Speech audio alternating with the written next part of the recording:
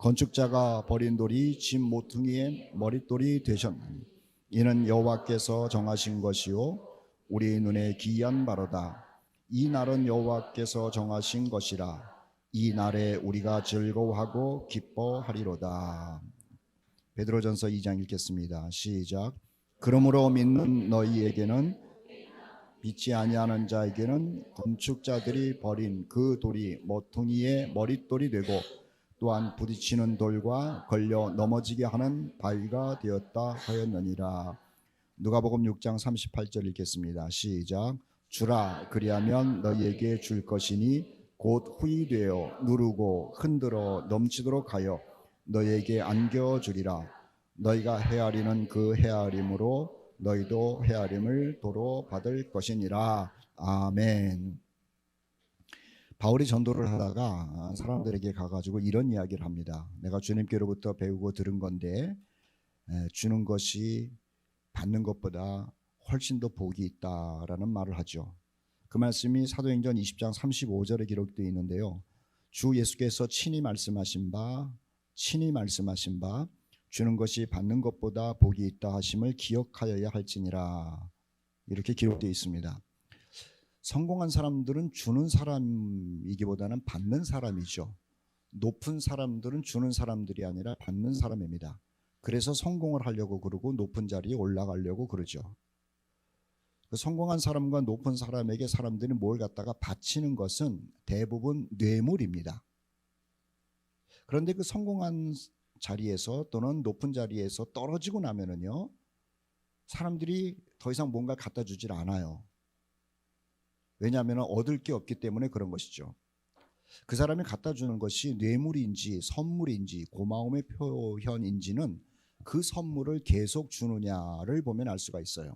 높은 자리에 올라갔을 때는 갖다가 주고 그 자리에서 떨어졌을 때는 나 몰라라 하는 사람은 이때까지 뇌물을 바친 것에 불과하다라고 하는 것이죠. 그런데 실질적으로 받는 사람은 좋을지 모르지만은 하나님 보실 때에 복 있는 사람, 그리고 사람들이 진짜 내심에서 괜찮은 사람이라고 표현하는 사람은 누군가 하냐면요, 높은 사람이건 낮은 사람이건 어린아이건 힘든 사람에게 공급을 하고 또 주는 사람을 보면은 참 좋은 사람이라고 그렇게 평가한다는 거예요. 저 사람이 참 성공을 해서 많이 받는 게 부러울 수는 있죠. 존경은 하지 않습니다. 그런데 어려운 사람들을 보고 또 가난한 사람들을 보고 기꺼이 돕고 또 저들의 삶의 필요를 채워주는 사람을 보면은요, 사람들이 속으로 참 존경할 만한 사람이다, 괜찮은 사람이다, 그렇게 평가한다는 거죠. 사람도 그럴지인데 하나님께서는 없느냐라는 거죠. 하나님께서 말씀하시고 복 있는 사람이라고 말씀하셨다라고 하는 거예요. 그리고 누가복음 6장 38절의 말씀에 보면은 우리 예수께서 친히 말씀하신 것이죠. 이렇게 써 있습니다. 주라 그리하면 너희에게 줄 것이니 곧 후히 되어 누르고 흔들어 넘치도록 하여 너희에게 안겨주리라. 너희가 헤아리는 그 헤아림으로 너희도 헤아림을 도로 받을 것이니라. 이렇게 말씀하셨어요. 다시 한번 읽을 테니까는 보시죠. 주라는 거예요. 누구에게 주냐면은 분별 없이 주는 것은 아닙니다. 꼭 필요한 사람에게 무엇인가 주라는 거예요. 그리하면 너희에게 줄 것이니, 이것은 누가 주냐면은 주님께서 그 사람에게 채워준다는 거죠. 어느 정도로 주는고 하면 후히 되어 누르고 흔들어 넘치도록 하여 너에게 안겨주리라는 말이에요. 뒷말씀은 이렇게 써 있습니다. 너희가 헤아리는 그 헤아림으로 너희도 헤아림을 도로 받을 것이니라. 이렇게 말하고 있죠. 여기서 헤아린다라고 하는 것은 계산하는 것을 얘기를 해요. 너희가 5개를 주었으면 5개를 준 것을 하나님이 기억하시고 그리고 5개 이상을 하나님이 주실 것이다 라는 말을 예수께서 하고 있는 겁니다. 우리 코너스톤 공동체가 어떤 공동체가 되어야 하느냐라는 말씀을 나누고 있는데요. 오늘 11번째 시간 아닙니까? 우리 공동체는 나눔의 공동체가 되기를 바란다라는 말씀을 드리려고 그래요. 받는 것에 대해서는 기분이 좋습니다. 그리고 익숙합니다. 그런데 주는 것은 쉽지가 않은 겁니다. 이론은 주는 게 쉬워요. 실천하는 것은 굉장히 어렵다는 거죠. 다시요. 주는 것이 좋은 것은 알아요. 그런데 주는 것을 실천하는 것은요, 이게 아무나 하는 게 아니라고 하는 거죠. 그런데 우리 코너스톤 공동체는 어떤 공동체가 되어야 하는가 하면 주는 것에 대해서 생각을 많이 해야 돼요. 그리고 지혜롭게 줄 생각도 해야 되고 또 줄 수 있는 행동도 해야 된다는 거죠. 우리가 풍성해서 그런 건 아닙니다. 우리가 넉넉해서 그런 건 아니에요. 그런데 누군가에게 줄 수 있다, 그리고 주는 행동을 한다라고 한다면은요, 사람들도 우리를 존경을 할 것이고, 그리고 하나님도 기뻐하실 것이고, 더 나아가서 하나님께서 약속하신 것처럼 후이 되어 누르고 흔들어 넘치도록 채워줄 거다라는 생각을 하게 되는 것이죠. 아니, 생각만 하는 것이 아니라 이 말씀대로 될 것을 믿는다라고 하는 거예요. 우리 교회가 지금은 연약한 교회인 것 같습니다만은 우리보다도 더 어려운 분이 있겠죠. 그분들을 찾아가서 도울 수 있는 방법을 생각하는 것이고, 또 어떻게 도우면 좋겠는가라는 것도 의논도 해야 되는 것이고, 또 도와야 된다는 거예요. 세상에서는 굉장히 힘든 사람들이 참 많이. 그러면 우리는 어떤 것을 사람들에게 나누어 줘야 되느냐라는 말씀을 드리려고 그래요. 첫째는요, 금방 말씀드린 것처럼 필요한 것을 나눔으로써 형제의 사랑을 경험하자라고 하는 거예요. 여기서 중요한 것은 필요한 것을 나누어 주는 겁니다. 필요한 것을 나눠줘요. 조금 이따가 한 번 더 설명하겠습니다. 갈라디아서 6장 10절 말씀에 보니까는요, 이런 말씀 써 있습니다. 우리 같이 한번 읽어보도록 하죠. 시작. 우리는 기회 있는 대로 모든 이에게 착한 일을 하되 더욱 믿음의 형제들에게 할지니라. 거기 보면은 기회 있는 대로, 기회가 있으면은 그때마다 착한 일을 하라는 거죠. 그것도 모든 사람에게 하라는 겁니다. 그런데 성경은 얘기하기를 모든 사람에게 하되 가까이에 있는 형제 자매들에게 착한 일을 하는 것이 우선이다라고 하는 말씀을 하고 있는 거예요. 멀리에 있는 사람에게는 돈도 보내고 또 사랑도 보내고 물질도 보내고 옷도 보내는데 가까이에 있는 형제들에게는 그것이 잘 안 돼요. 잘 안 돼요. 어색하고 또 쑥스럽고 그래요. 그런데 그 어색한 것을 깨트리고 쑥스러운 걸 깨트리고요, 가까이에 있는 형제자매들을 돕는 것이, 그것이 주님의 뜻이다라고 성경은 알려주고 있죠. 야고보서 2장 15절 16절 말씀은요, 이렇게 써 있어요. 만일 형제나 자매가, 이 말은 멀리 있는 사람이 아니라는 거죠. 우리 교회 공동체에 있는 형제자매를 얘기를 해요. 교회 공동체 안에 있는 형제나 자매가 헐벗고 일용할 양식이 없는데 너희 중에 누구든지 그에게 이르되 평안히 가라, 덥게 하라, 배부르게 하라 하며 그 몸에 쓸 것을 주지 아니하면 무슨 유익이 있으리요 라는 겁니다. 우리 공동체 가운데 어려운 분이 혹 있다면 말이에요, 말로 하나님이 도울 거야, 내가 기도해 줄게, 하나님께서 누군가를 통해서 까마귀를 통해 가지고 먹일 거야, 그러니까 하나님을 믿어, 이런 말 하지 말라는 거예요. 상당히 신앙적인 용어 같은데 그런 말 하지 말고 실질적으로 도와주라는 거예요. 다시 야고보서 2장 15절 16절 말씀 우리 한번 신중하게 생각하면서 같이 읽어보도록 하죠. 시작. 만일 형제나 자매가 헐벗고 일용할 양식이 없는데 너희 중에 누구든지 그에게 이르되 평안히 가라, 덥게 하라, 배부르게 하라 하며 그 몸에 쓸 것을 주지 아니하면 무슨 유익이 있으리요. 우리 심각하게 생각해야 되는 구절이라는 겁니다. 그런데 누군가에게 도울 때는 말이에요, 잘 살피면서 돕는 것이 지혜라고 하는 것이죠. 잘 살펴야 돼요. 아무렇게나 돕는 것은 그건 어리석은 것이고요, 지혜롭게 도와야 되는 거죠. 아브라함이 날씨가 더울 때에 상수리 나무 아래서 더위를 피하고 있었습니다. 그 팔레스타인 땅은요, 한 11시부터 한 3시까지는 태양열이 너무 심해가지고 움직일 수가 없는 거예요. 그리고 그 당시에는 텐트에서 살았기 때문에 텐트에 들어가 있으면 쪄 죽는 거예요. 그래서 보통 사람들이 전부 길에 나와가지고 상수리 나무, 큰 우리나라로 얘기하면 버드나무 같은 데 밑에서 쉬는 겁니다. 그 시간에 길을 간다라고 한다는 사람들 보면은요, 이거는 죽으려고 가는 거죠. 아브라함도 대낮에 날씨가 하도 더우니까는 상수리 나무 아래서 쉬고 있었대요. 쉬고 있는데 저쪽에서 세 사람이 걸어오더라는 것 아닙니까? 아브라함이 생각할 때 죽으려고 환장한 사람인 거예요. 그래서 그 사람들을 보고 나서 가는 걸 붙잡은 거죠. 지금 길 가면은 당신들 일사병에 걸려서 죽는다든지 목말라서 죽는다든지 하니까 가지 말라고 머무르라고 하는 겁니다.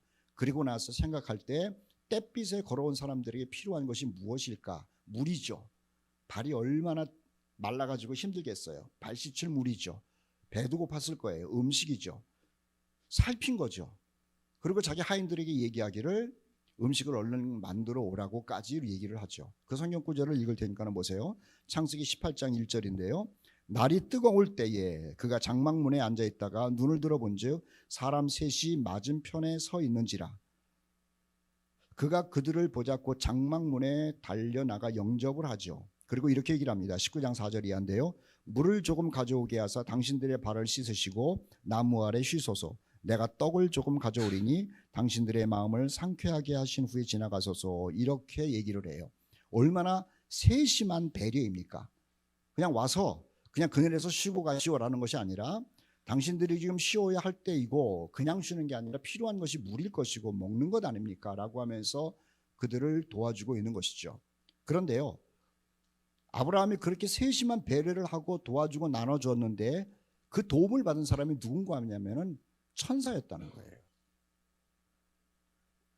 엘리사라고 하는 선지자가 여기저기를 돌아다니면서 하나님의 말씀을 전하고 사람들을 위로하고 또 기도해주고 그랬다는 겁니다. 그런데 엘리사 선지자가 사람들을 기도해주고 저들에게 하나님의 말씀을 전할 때는 참 멋있어 보이는데 그 사역이 끝나면 사람들은 다 집으로 돌아가는 거예요. 그럼 누가 남느냐면은 엘리사 선지자 혼자 남는 거죠. 그런데 혼자 남아 있을 때 그걸 누가 봤느냐면은 수넴 여인이 이것을 본 거예요. 사람들이 많이 모였을 때는 하나님의 말씀을 전하고 기도해주고 위로해주고 상담해주고 저들을 보듬어주고 그랬는데 저들은 저들 나름대로 집으로 갔더구만 엘리사 선생님 혼자는 외로운 거예요. 갈 데도 없는 거예요. 그리고 누가 식사 대접하는 사람도 없는 거예요. 그래서 이 여자가 자기 남편에게 가지고 이렇게 얘기를 합니다. 지금 엘리사 선생님이 이런 사역을 하는데 그리고 우리 지역에 와가지고 하나님의 말씀을 전하고 있는데 그가 외로워 보입니다. 갈 데가 없습니다. 먹을 데가 없습니다. 우리가 좀 도와주면 어떻겠습니까? 라고 남편하고 의논을 하죠. 성경 말씀 읽을 테니까 보세요. 열왕기하 4장 9절 말씀인데요. 여인이 그의 남편에게 이르되 항상 우리를 지나가는 이 사람은 하나님의 거룩한 사람인 줄을 내가 아노라. 청하건대 우리가 그를 위하여 작은 방을 담 위에 만들고 우리가 그를 위하여 작은 방을 담 위에 만들고 침상과 책상과 의자와 촛대를 두사이다. 그가 우리에게 이르면 거기 머물리이다. 이렇게 말을 해요. 생각해 보십시오. 얼마나 세심한 생각을 했는가. 엘리사 선생에게 뭐가 필요할까? 일단 잠잘 곳이 필요하잖아요. 그리고 이 엘리사 선생에게는 공부하는 책상이 필요한 거예요. 책상이 있으면 의자도 필요한 거예요. 그리고 오늘날처럼 뭐 등이 있는 것이 아니니까는 촛대도 필요한 거예요. 엘리사가 나중에 자기 종에게 이렇게 표현을 합니다. 이 여인에 대해서. 열왕기하 4장 13절인데요. 엘리사가 자기 사원에게 이르되 너는 그에게 이르라. 내가 이같이 우리를 위하여 세심한 배려를 하는도다 라는 거죠. 사람들에게 무엇인가 나눠줄 때 말입니다. 생각을 해야 되는 거예요. 던져주는 것이 아니라 생각을 해야 되는 거예요. 아브라함은 잿빛에 걸어가는 그 사람들을 보고 생각을 했어요. 무엇이 필요한가? 저들에게는 책상이 필요한 게 아니에요. 저들에게는 침상이 필요한 게 아니에요. 나그네로 지나가는 사람이니까는. 저들에게는 물이 필요한 것이고 먹을 게 필요한 거예요. 엘리사에게는 말입니다. 잠자리가 필요한 것이고 공부할 수 있는 책상과 의자가 필요한 것이고 또 밤에 켜놓고 기도할 수 있는 촛대가 필요한 거예요. 그래서 아브라함의 나눔과 섬김 그리고 수넴 여인의 나눔과 섬김이 아름다운 거죠. 해프지 않은 거예요. 하나만 더 얘기를 할게요. 우리가 좋아하는 다윗 왕이 자기 아들 압살롬에게 쫓겨다닐 때가 있었습니다. 이 아들 압살롬이 얼마나 못돼 처먹었는지 아버지를 쫓아내고 자기가 왕이 되겠다고 난리를 친 거예요. 그런데 나이들은 다윗이 이길 자신이 없으니까는 젊은 압살롬 아들이 쫓아올 때요. 왕궁에서 그냥 도망을 간 거예요. 그런데 얼마나 급히 도망을 갔는지 신발도 안 신고 간 겁니다. 생각해 보십시오. 신발도 신지를 않고 아들에게 쫓겨가는 그 늙은 다윗의 모습. 그리고 종들도 다윗 왕이 그렇게 도망가니까는 같이 쫓아갔겠죠. 발에서 피도 나고 발톱도 빠졌을 것이고 생각만 해도 뭐 끔찍할 겁니다. 그런데 어떻게 해요? 죽을 수는 없고 그렇게 돌길을 걸어가서 마하나임이라는 곳까지 갔어요. 이건 왕의 행렬이 아니라 도망자의 신세 아닙니까? 그런데 멀리서 보니까는요, 다윗 왕은 맞는데 신발도 신지를 않고 저렇게 도망가는 거를 보니 너무너무 불쌍한 겁니다. 그래서 어떤 사람들이 다윗 왕이 참 안 됐다, 무슨 죄를 졌는지 그거는 모르지만, 왜 쫓겨다니는지는 모르지만 일단은 살리고 봐야 되지 않겠느냐라고 하면서 다윗에게 찾아갑니다. 그런데 찾아갈 때요, 그냥 찾아가는 게 아니에요. 필요한 게 무엇인지를 생각했다가 그것을 가지고 가더라는 거죠. 성경 말씀 보십시오.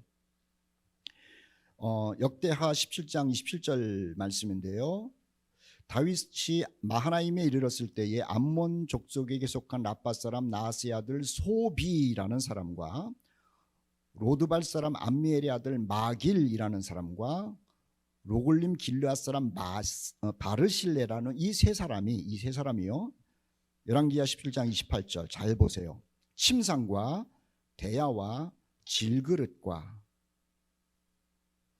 왕이 좀 누워야 되는 거예요, 나이 든 사람이. 그리고 씻으려고 그러면 물을 담을 수 있는 대야가 필요한 거예요. 질그릇도 많이 가져간 거예요. 왜냐하면 다윗 왕 혼자 간 것이 아니라 쫓아간 부하들도 있잖아요. 저들에게 밀과 보리와 밀가루와 볶은 곡식과 콩과 팥과 볶은 녹두와 꿀과 버터와 양과 치즈를 가져다가 다윗과 그와 함께한 백성에게 먹였습니다. 그런데 이 다윗 왕과 다윗 왕을 쫓아가는 사람들을 돕는 세 사람이 말이에요, 무슨 생각을 했냐면은 사무엘하 17장 29절에 그렇게 써 있어요. 우리 같이 한번 읽어봅시다. 시작. 이는 그들 생각에 백성이 들에서 시장하고 고나고 목마르겠다 함이더라. 저는 참 이 구절을 좋아해요. 이는 그들 생각에, 생각을 한 거예요. 뭐가 필요할까? 아브라함은 지나가는 세 사람에게 뭐가 필요할까? 수넴 여인은 엘리사 선지자를 보고 무엇이 필요할까 생각을 한 거죠. 그리고 지금 쫓겨가는 다윗을 보면서 세 사람이 생각을 한 거예요. 보니 저 사람들이 배가 고프겠다, 목마르겠다. 그래서 그것들을 준비해 가지고 찾아갑니다. 그리고 저들을 돕죠. 아브라함을 얘기를 하고 수넴 여인을 얘기를 하고 지금 다윗을 놓은 세 사람 얘기를 했잖아요. 아름답잖아요.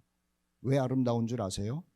상대방을 생각하면서 나눠줬기 때문에 그래요. 아름다운 나눔과 아름다운 섬김, 아름다운 도움이라고 하는 것은요, 또 하나 있습니다. 뭐냐면요, 절대로 나팔 불지 않는 거예요. 예수께서 마태복음 6장 2절과 그리고 3절 4절 말씀에 나누어 주고 섬기고 도와줄 때의 원칙을 말씀하셨죠. 이렇게 써 있습니다. 나팔을 불지 말라. 너는 구제할 때에 오른손이 하는 것을 왼손이 모르게 하여 내 구제함을 은밀히 하라는 것이 주님의 간곡한 부탁이라고 하는 거예요. 그런데 옛날부터 지금까지도요, 사람들은 무슨 좋은 일을 하면은 일단 광고부터 하죠. 그리고 한 다음에 했다고 또 자랑을 해요. 오늘날 이야기로 한다면 마태복음 6장 2절 이하의 말씀은요, 광고 금지라는 겁니다. 기사화 금지라고 하는 거예요. 무슨 좋은 일을 할 때 일단 기자부터 불러가지고, 좋은 일을 한 다음에 또 기자를 불러가지고 내가 지금 이런 좋은 일을 할 거라는 이야기를 좀 알려달라는 것이고요, 그리고 한 다음에 또 알려달라는 거죠. 좋은 일을 하는 것이 아니라 자기 PR을 하는 거죠. 좋은 일을 하는 것이 아니라 자기가 괜찮은 사람이라는 것을 좋은 일을 통해서 사람들에게 전하는 것에 지나지 않는다라고 하는 거예요. 여기에요, 영적으로 우리 사탄과 연결을 시켜보자는 거예요. 사탄이 하는 일이 뭔 줄 아세요? 광고예요. 기사화하는 거예요. 그래서 자기가 유명해지기를 원하는 것과 돈 벌기를 원하는 사람들이 서로 궁합이 맞아가지고 광고를 해요. 오늘날도 말입니다. 어떤 사람이 참 괜찮은 사람으로 비춰지는 이유는 뭐냐면은 그 신문사에 광고를 많이 냈기 때문에 그래요. 광고주에게 돈을 많이 주면은요, 기사가 달라집니다. 괜찮은 사람, 훌륭한 사람. 그런데 광고를 내질 않으면은 매스컴에서 돈을 벌지를 못하니까는 좋은 사람도 기자가요, 안 좋게 써버리는 거예요.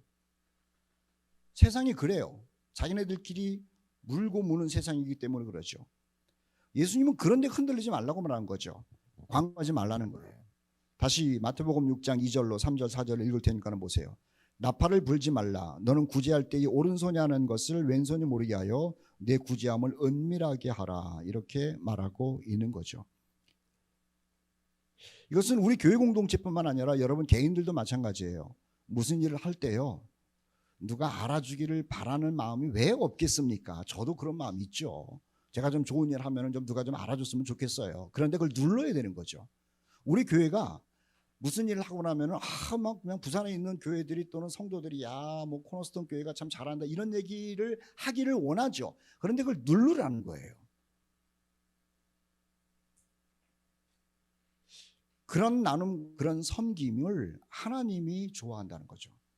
그리고 하나님은 그런 나눔과 섬김에 대한 보상을 해주시는 것이지, 섬김과 나눔 그리고 구제라고 하는 것을 통해 가지고 은근히 자기가 높아지려고 하는 사람에게는요, 후히 누르면서 하나님께서 채워줄 리가 없는 거예요.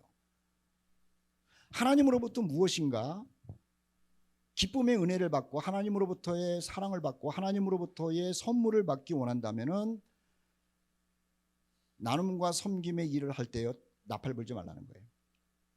그냥 순수한 마음으로 도와주고 순수한 마음으로 나눠주고, 그러면은요 뭐가 있는 줄 아세요?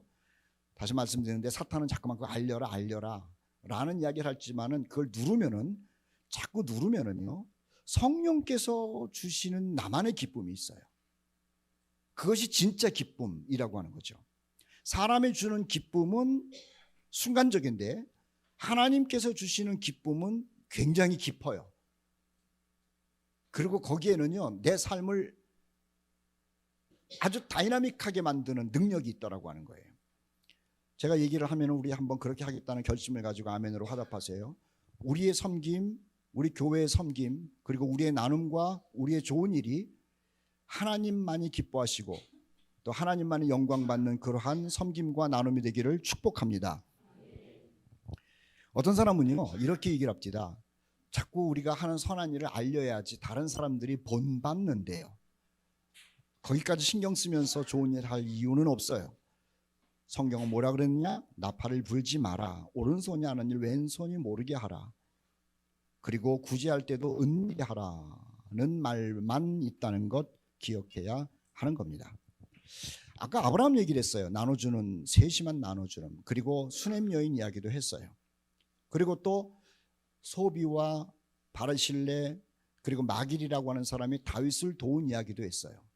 나눠준 거잖아요. 그런데 누가복음 6장 말씀을 읽을 때에 나눠주고 나면은 하나님께서 흔들어 채워준다는 말이 있잖아요. 그런데 하나님의 말씀은 정말 응답되는 말인 것 같아요. 아브라함이 그 세 사람을 배려해서 나눠줬더니 그 세 사람이 가면서 하는 얘기가 뭐냐면, 내년 이맘때에 너 아들을 낳을 것이다 라는 이야기를 해요. 그리고 내년 그맘때에 정말로 아들을 얻죠. 그게 이삭이었어요. 아브라함이 그 세 사람 지나가는 것에 대해서 자기가 선한 사람이라는 것을 인정받기 위해서 한 거 아니잖아요. 순수한 마음으로 선행을 베풀었더니 하나님께서 후히 누르면서 흔들어서 채워줬어요. 아브라함이 어떤 것을 더 보상받기 원했겠습니까? 아브라함이 최고로 보상받고 싶은 것은요, 아들 없는 자기가 아들 하나 얻고 싶은 거였는데 그 꿈이 이루어진 거예요. 그걸 누가 했느냐? 하나님이 하셨다는 거죠. 수냄 여인도 엘리사 선지자를 도울 때 말입니다. 뭘 바라고 도운 게 아니에요. 생각해 보니까 안 된 거예요. 주무실 때도 없지, 식사할 때도 없지, 어디 가가지고 뭐 할 때도 없지. 그래서 남편이랑 의논을 하고 방도 만들고 의자도 만들고 책상도 만들고 촛대도 만들고 식사도 대접하고 정말 순수했어요. 누가 그 사람 그 일을 한다고 착한 일을 한다라고 박수 칠 것을 기대한 게 아니에요. 그런데 하나님께서 흔들어서 후히 채워줬다니까요. 이 여인의 한이 뭔 줄 아세요? 아브라함도 자식이 없었지만 이 여인도 아들이 없었던 거예요. 엘리사가 이 세심한 배려, 세심한 섬김을 보고 나서 얘기를 합니다. 너 아들이 없는데 하나님께서 너에게 아들을 주실 거다, 이렇게 말하는 거죠. 열왕기하장 17절 말씀 읽을 테니까는 보세요. 이 수넴 여자 이야기입니다. 여인이 과연 잉태하여 한 해가 지나 이 때쯤에 엘리사가 여인에게 말한 대로 아들을 낳았더라는 거예요. 나눔이라고 하는 것은요, 사람에게 인정을 받고 나면 거기서 끝납니다. 그런데 하나님이 인정하고 나면 거기에는요 놀라운 보상이 있다고 하는 거예요. 하나만 더 얘기를 할게요. 예수님께서 사람들을 불러 모아놓고 하나님의 말씀을 전하지 않았어요. 하루 종일 전하신 거예요. 사람들이 배고플 것 같아가지고 예수께서 제자들에게 말한 겁니다. 야, 이 사람들이 배고플 것 같은데 먹을 게 없느냐라고 얘기를 했더구만. 안드레가 그 많은 사람들 가운데 한 아이를 만나죠. 그런데 그 아이가 말하기를, 우리 엄마가 나에게 보리떡 5개랑 물고기 2마리를 주면서 예수님 얘기 듣다가 배고프면 먹으라고 그랬어요 하면서 이것을 안드레에게 준 거예요. 자기 생각이 그랬겠죠. 이거 예수님께로 드려서 다른 사람은 몰라도 예수님이라도 좀 배부르면 좋겠다는 생각을 안 했겠어요? 얼마나 신나게 하루 종일 얘기를 들었는데 이것이 무슨 수만 명을 먹인다는 생각은 전혀 안 했고, 그래도 재밌게 얘기해 주신 그 예수님만이라도 배부르게 해줬으면 좋겠다라고 하면서 배고픈 자기를 누르고 부모님이 준 것을 안드레에게 전해서 예수님께 전해주게 한 거예요. 순수했죠. 그런데 이 아이가 말입니다, 아무도 체험할 수 없는 놀라운 체험의 주인공이 돼요.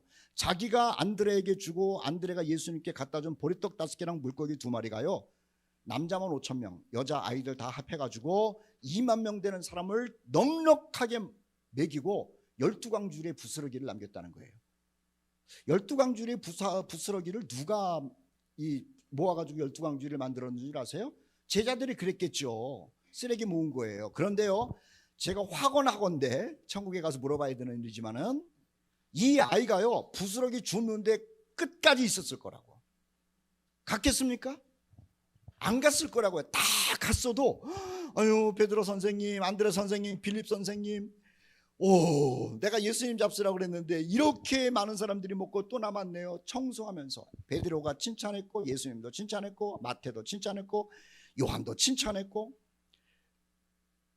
자기 것을 나누어 주었더니 놀라운 영적인 체험의 주인공이 되더라고 하는 것이죠.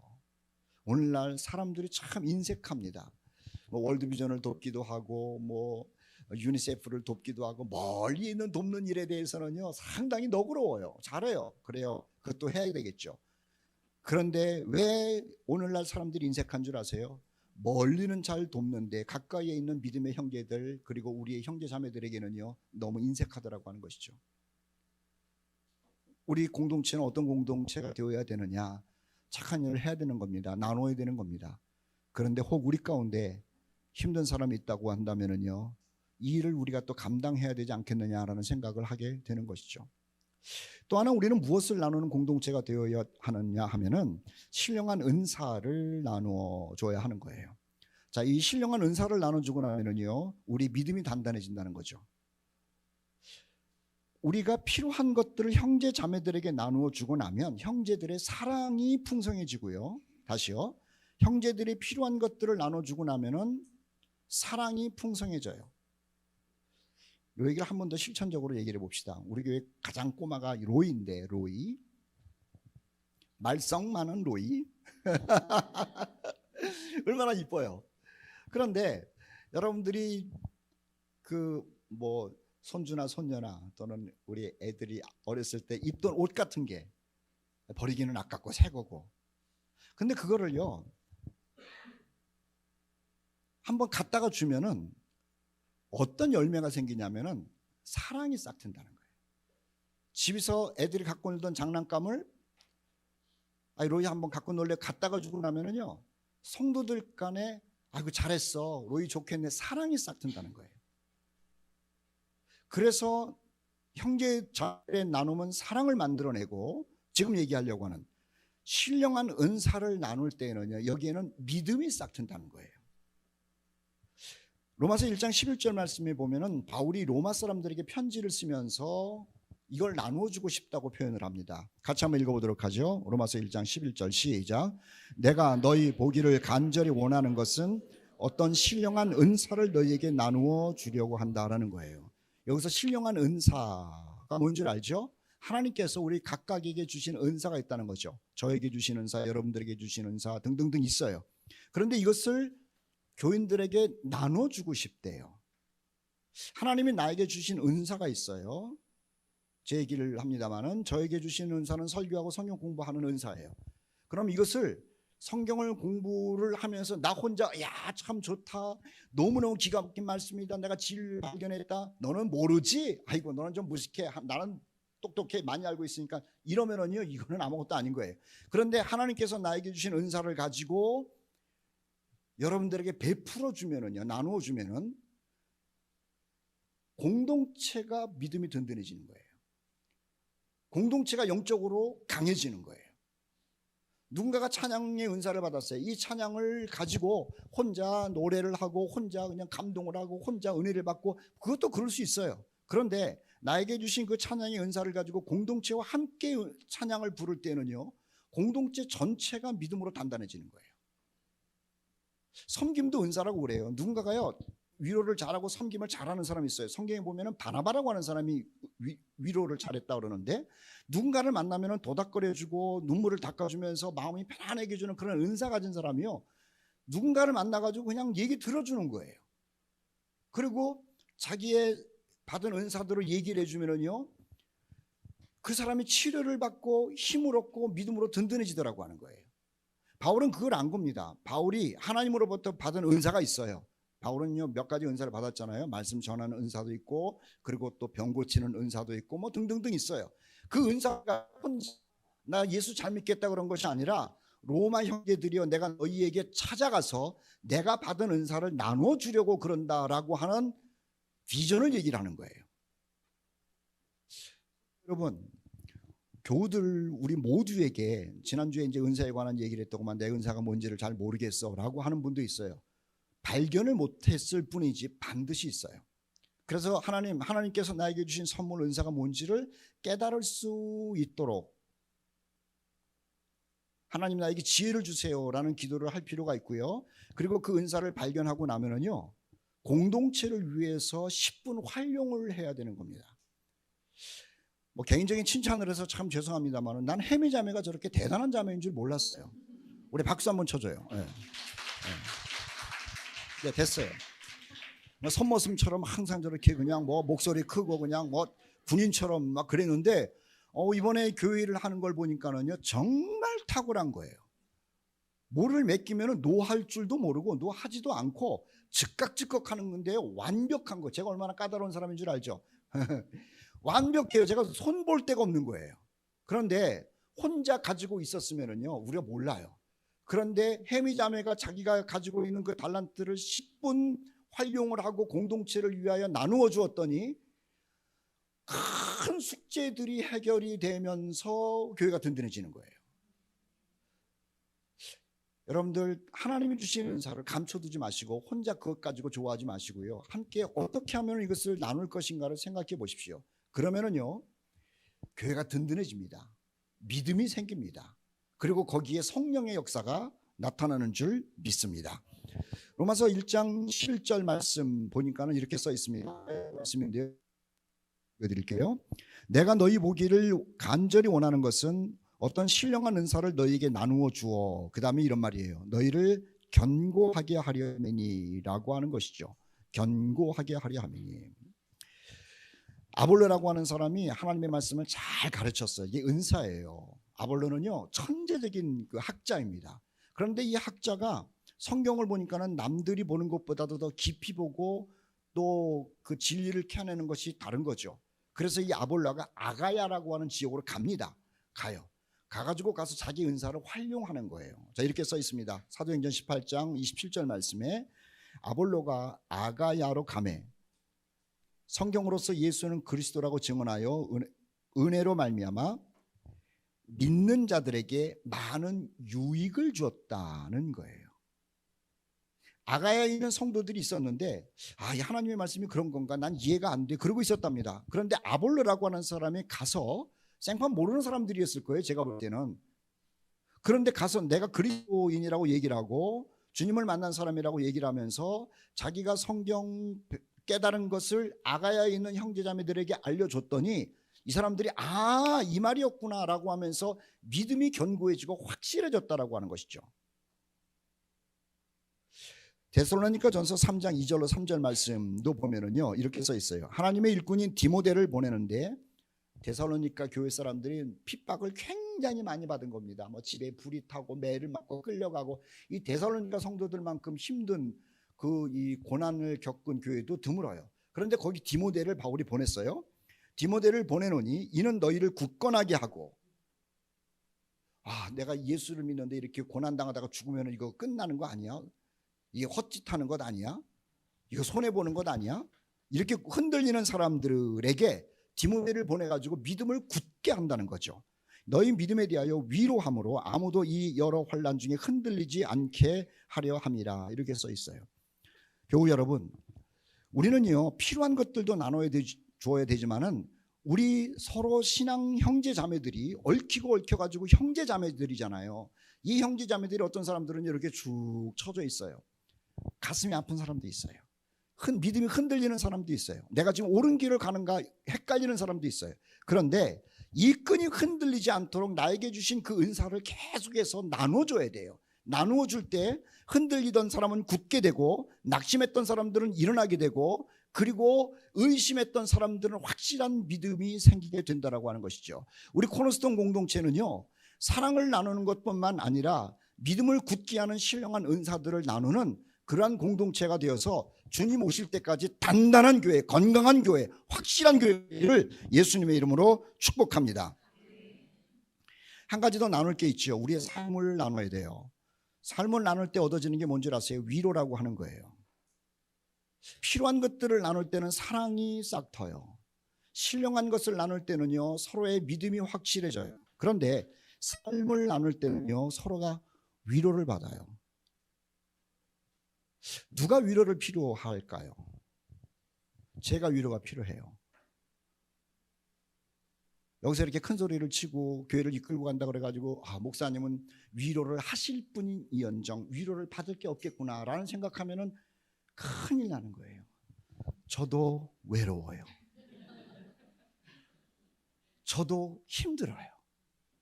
누군가가 나를 위로해 주면은요 그렇게 좋아요. 여러분들은 뭐 괜찮을 것 같아요? 우리 교회에서 제일 자신 있게 보이는 사람이 누구죠? 정영상 형제님. 목소리 크죠? 당당하죠? 그런데 위로가 필요해요. 우리 청소년들은 무슨 위로가 필요하냐고. 엄마 아빠가 뭐 학비 대주고 돈 대주고 옷 사주고 재워주고 뭐 그런데요 청소년들도 위로가 필요해요. 부모님은 애들한테 그러잖아요. 엄마 아빠가 다 해주는데 뭘 걱정이냐고. 하라는 것만 하고 공부 안 하고 말만 잘 들으면 되는데 그 말에 상처받아요. 사람은 철들은 다음부터는요 다 위로가 필요해요. 나이 든 부모님은 살 만큼 사시고 나서 인생 수많은 것들을 경험해서 산전수전 다 겪으셨는데 이제는 뭐 위로가 없이 스스로가 견뎌내시겠지? 아니에요. 나이가 80이 되건 90이 되건 간에 누군가의 위로가 필요해요. 그래서 성경은 예수님이 오셔가지고요 우리의 위로가 되셨다고 말해요. 성령을 보내시면서 예수님이 뭐라 그랬는 줄 아세요? 위로의 영을 보낸다는 거예요. 그러면 우리 안에 위로의 영이신 성령께서 계시는데 우리 그리스도인들끼리 그 성령을 모시고 살면서 서로 삶을 나누는 거예요. 너무 구체적으로 나눌 필요는 없어요. 그런데 누군가를 만나서 이야기를 하고 누군가를 만나서 기도를 하고 누군가를 만나서 얘기를 하고 나면은요 이상하게 정확한 단어가 내 귀에 들린 것은 아닌데 그 사람을 만남으로 말미암아 내 삶이 치유가 되는 경우가 많다라고 하는 것이죠. 로마서 1장 12절 말씀에 보면은 이렇게 써 있습니다. 우리 같이 한번 읽어보도록 하죠. 로마서 1장 12절 시작. 이는 곧 내가 너희 가운데서 너희와 나의 믿음으로 말미암아 피차 안위함을 얻으려 함이라. 여기 보세요. 너희와 나의 믿음으로 말미암아 너희의 믿음을 너희를 위로하겠다라는 말이 아니에요. 피차 안위함을 받으려고 하는 거죠. 우리는요, 세상에 나가 살면서 정말로 치열한 영적인 싸움을 싸우고 있습니다. 영적인 싸움을 싸워요.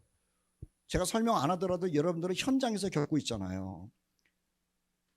경제적인 문제 또는 사업의 문제, 직장에서의 문제, 뭐 사람들 인간관계의 문제, 이거는 뭐 감당할 수 없는 문제들이 여러분 앞에서 지금 현실로 되고 있는 겁니다.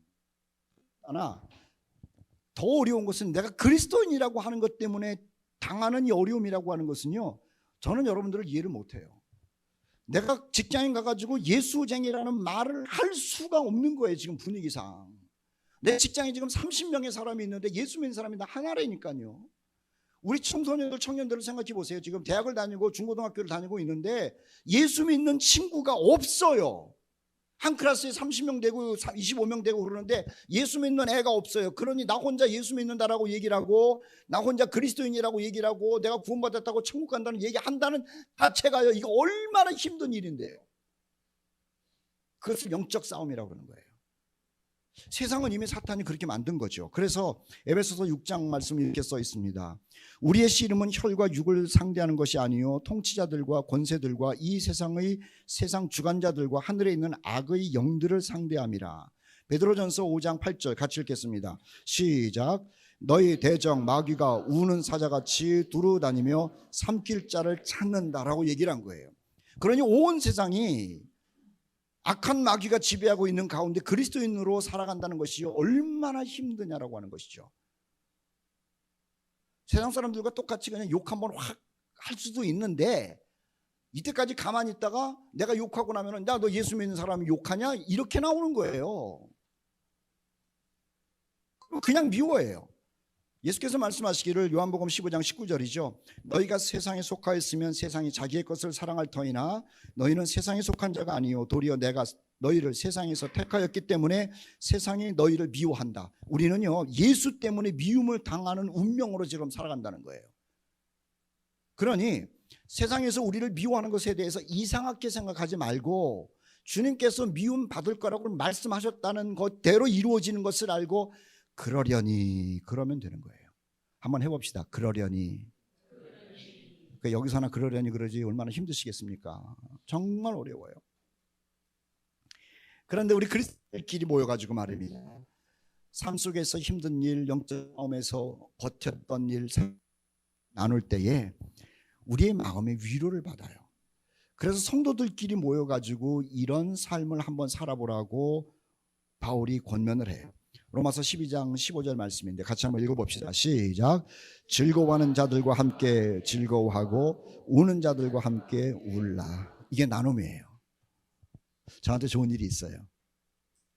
제가 이 설교를 하고 나면 우리 딸이 또 한마디 할 것 같지만은, 우리 딸이 온 게 너무 좋아요. 그럼 같이 좀 좋아해 주면 되는 거예요. 그죠? 좋아해 주면 되는 거예요. 누군가가 진급을 했어요. 축하할 일이잖아요. 같이 축하해 주면 되는 거예요.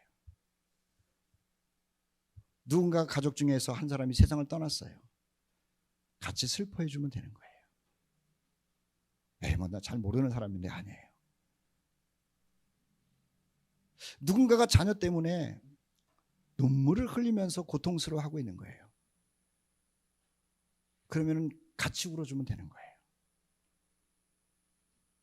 누군가가 경제적인 문제 때문에 힘들어가지고 전전긍긍하고 있을 때요, 돕는 것도 돕는 일이지만 힘든 마음을 알아만 줘도 위로가 되는 거예요.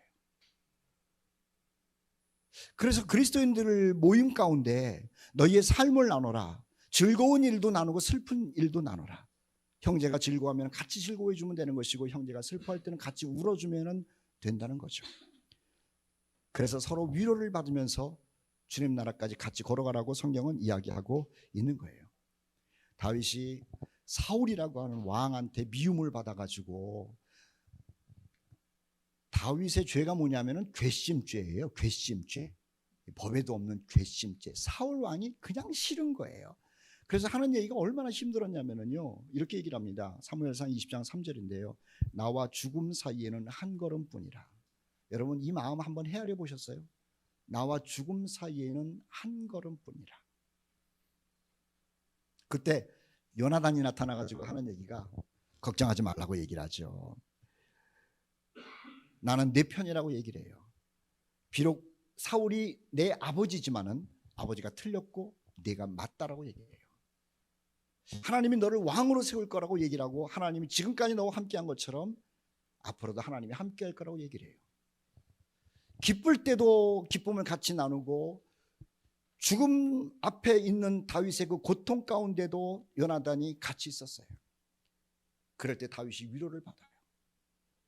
사랑하는 교우 여러분, 여러분들의 삶 속에서 얼마나 아픔이 있고 눈물이 있고 고통이 있고 해결하지 못하는 쓰라림이 있습니까? 물론 주님께도 그것을 내놓고 주님으로부터도 위로를 받아야 되지만 사람은 말입니다, 안 보이는 하나님께 위로를 받는다는 것은 그거는 보통 어려운 일이 아니고요, 보이는 사람에게 위로를 받을 때 진짜 위로가 온다는 거 아세요? 목사가 이런 얘기하면 안 되는데, 하나님의 위로가 진짜라고 그래야 되는데 아니에요. 하나님의 위로는 하나님의 위로고요, 사람은요 어쩔 수 없어요. 형제 자매들을 보면서 얘기할 때 훨씬 더 큰 위로가 오더라고 하는 거죠. 그런데 그것이 그냥 오는 위로는 아니에요. 우리 안에 성령께서 형제들의 만남 가운데서 역사하신다라고 하는 거죠. 어떻게 지내셨어요? 얼마나 힘드세요? 얼마나 속상하세요? 얼마나 억울하세요? 그런데 같이 참으시면 돼요. 밥 한 끼 먹으면 돼요. 거기 이상하게 뭐 특별한 얘기한 것도 아니거든요. 근데 그게 신기한 거예요. 차 한잔 하고 나면 위로가 돼요. 그게 뭘까? 차 속에 성령님이 계시는 건가? 그래서 우리의 그리스도인들은 삶을 나눌 때 말입니다, 서로의 위로가 있다라고 하는 것이죠. 빌립보서 4장 14절 말씀에 이런 말씀 써 있습니다. 바울이 얼마나 힘들었습니까? 복음 전하는데. 그런데 그 복음 전할 때 빌립보 교회가 위로를 하고 또 선교 헌금도 보내고 그랬나 봐요. 그래서 이렇게 얘기를 하네요. 너희가 내 괴로움에 함께 참여하였으니 잘하였도다. 빌립보 사람들아, 너희도 알거니와 복음의 시초에 내가 마게도냐를 떠날 때에 주고받는 내 일에 참여한 교회가 너희 외에 아무도 없느니라. 바울이 많이 힘들었어요. 지금 어디에서 쓰는 글이냐면은 감옥에서 쓰는 거거든요. 근데 사람들은 바울이 감옥에 들어갔다 그러니까는 아니 땐 굴뚝에 연기가 나겠어, 무슨 죄를 졌겠지, 못된 일을 했겠지, 그러니 감옥에 들어갔지, 로마가 무슨 뭐 괜히 당신을 감옥에 집어넣고서 이러고 있는데 빌립보 사람들은 안 그랬다는 거예요. 위로했다는 거예요. 사람들이 뭐라 그러던 바울 선생님, 하나님이 일하다가 갇힌 건 우리가 압니다. 바울이 그 말이 너무 따뜻한 거야. 오죽했으면 내가 감옥에 갇혔는데 아무도 나한테 와가지고 위로를 안 했는데 너희들이 와가지고 위로를 해줘가지고 너무너무 고맙다라고 하는 것이죠. 바울도요 기도하는 사람이에요. 영적인 사람이에요. 하나님으로부터 위로를 받기를 바라요. 그런데 빌립보 사람들이 그렇게 위로를 할 때 그 위로가 바울을 치유하고 용기를 갖게 만들었다는 것 아닙니까? 고린도전서 16장 17절 18절, 이거 굉장히 내가 좋아하는 구절인데요, 우리 모두가 이런 사람이 됐으면 좋겠다라는 생각을 하게 돼요. 같이 한번 읽어봅시다. 천천히 읽어요. 시작. 내가 스데바나와 부도나도와 아가이고가 온 것을 기뻐하노니 그들이 너희의 부족한 것을 채웠음이라. 그들이 나와 너희 마음을 시원하게 하였다. 아, 세상에요, 아유 나 그 사람 만나가지고 마음의 문제가 확 해결됐어, 이런 사람이라는 거예요. 스데바나 부도나도 아가이요, 나와 너희의 마음을 시원하게 했습니다. 바울이 이런 얘기를 하면 안 되는 거라. 하나님이 내 마음을 시원하게 했으니 이렇게 나와야 될 것 같은데 아니라 바울도 힘들고 아프고 속상하고 두렵고, 그런데 새 사람을 만났는데 시원하게 만들고, 이 사람을 만나는 사람들마다 문제들이 위로를 받고 시원함을 얻었다는 것 아닙니까? 우리 코너스톤 공동체 서로 삶을 나누는 가운데 누구에게도 시원함을 주는 멋쟁이들 되시기를 주님으로 축복합니다. 그래서 성경은 뭐라 그런지 알아요? 삶을 나누면서 위로를 받도록 하기 위하여 히브리서 10장 23절 25절 또 한번 읽어볼까요? 시작. 우리가 믿는 도리의 소망을 움직이지 말며 굳게 잡고 서로 돌아보아 사랑과 선행을 격려하며 모이기를 패하는 어떤 사람들의 습관과 같이 하지 말고 오직 권하여 그 날이 가까움을 볼수록 더욱 그리하자. 좋아요. 왜냐? 삶은 힘들어요. 고달퍼요. 반면에 또 좋은 일도 있어요. 좋은 일은 막 나누고 싶잖아요. 어디가 가지고 나눕니까? 성도들끼리 나누면은요 같이 기뻐해 줘요. 아프고 속상한 일은 형제들끼리 앉아서 이야기를 하고 나면은요 거기에 하나님이 주시는 위로가 있다라고 하는 거예요. 우리 코너스톤 공동체는요 나눔의 공동체로 주님 오실 때까지 지속이 되기를 소원해요. 필요한 형제 자매들에게 나눠줄 수 있는 그 너그러움, 그래서 공동체가 사랑이 싹트는 모습, 우리에게 받은 은사들을 서로 나눠줌으로써 우리의 믿음을 굳게 세우는 그러한 공동체, 그리고 삶을 나누는 가운데 서로가 위로를 받는다라고 한다면 이보다도 아름다운 공동체, 또 보배로운 공동체가 어디 있겠느냐라고 하는 것이죠. 예수님은 유대인들에게 버림받은 돌이었어요. 그런데 그 버린 돌을 하나님께서는 모퉁이의 머릿돌로 삼으셔가지고요 사람들을 구원하신 것 아닙니까? 버려진 예수님을 우리가 믿고 있는데 그 예수님 때문에 서로 우리가 나누는 공동체가 되어서 사랑이 충만하고 믿음이 굳건하고 서로 위로를 받는 아름다운 코너스톤 공동체가 되시기를 주의 이름으로 축복합니다. 아멘.